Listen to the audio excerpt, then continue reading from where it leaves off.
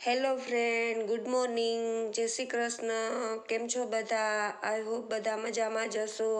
અમે પહોંચી ગયા છે પાર્લરે અને ઘડિયાળમાં વાગી ગયા છે 9:30 અને 2 સ્ટુડન્ટ પાર્લરે પહોંચી ગયા છે અને એ શીખે છે હેરસ્ટાઈલ અને બન અને આગળની હેરસ્ટાઈલ શીખે છે. જે સ્ટુડન્ટ નવા હોય છે તેમને પહેલેથી શીખવાનું ચાલુ કરવાનું હોય છે બનથી, તો શીખે છે બન અને શીખે છે હેરસ્ટાઈલ. બીજા સ્ટુડન્ટ લોકોને ફાવી ગયું છે તો પછી ફ્રી થઈને બેઠા છે તે લોકો ઇસ્ટો રમવા. અને આજે વહેલી જ રજા પડી જવાની છે.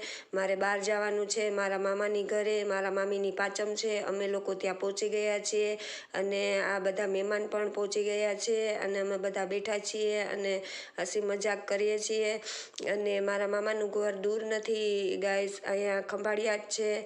તો અમે વહેલા જ પહોંચી ગયા હતા મામાની ઘરે અને ખૂબ મજા કરી અને બપોરે થોડીક ધૂન ગાઈ અને પછી આરામ કર્યો. અને કાલે છે પાંચમ, તો અમે બધા ઋષિ પાંચમ રહેશું. લગભગ આ ઋષિ પાંચમ મોટી પાંચમ કહેવાય, એટલે બધાના ઘરે નાના મોટા આ પાંચમનું વ્રત કરતા હોય છે. અને અહીંયા ફોલાય છે બટેટા, ફરાળની તૈયારી ચાલે છે અને તમે જોઈ શકો છો વિડીયામાં ઘણા બધા મહેમાન આવી ગયા છે.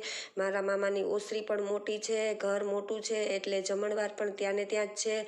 અને આ બધા બેસી ગયા છે હવે ફરાળ કરવા માટે. તો ફરાળ પણ એક પછી એક આવવા માંડ્યું છે. આ છે સૂકી ભાજી પણ દેવાઈ ગઈ છે અને ફરાળ કરવાની મજા પણ બહુ આવે છે. આ છે સૂકી ભાજી અને પછી રાજગરાની પૂરી છે, સાંબારની ખીર છે અને બટેટાની વેફર છે. તો ફરાળ કરવાની પણ બહુ મજા પડી ગઈ. પછી હું અને મારા મામાનો છોકરો અમે બંને ગયા ખોડિયાર માતાજીના મંદિરે, જે ઓજત કાંઠે જ સામોસામ બેઠા છે.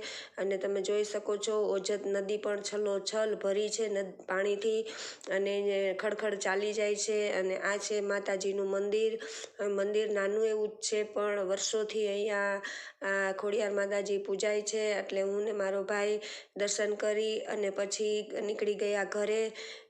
અને આ જોઈ શકો છો ગાઈસ તમે, એવું લીલું છમ થઈ ગયું છે બધું. આખી ગોદડું ઓઢવું હોય ધરતીએ એવું લાગ્યું છે કે જાણે લીલું ગોદડું ઓઢ્યું છે. અને હું ને મારો ભાઈ પછી ઘરે પહોંચી ગયા અને રાતે કર્યો થોડોક સત્સંગ. તો અહીંયા ચાલે છે સત્સંગ અને આવતા વિડીયોમાં ફરી મળીશું. જય શ્રી કૃષ્ણ.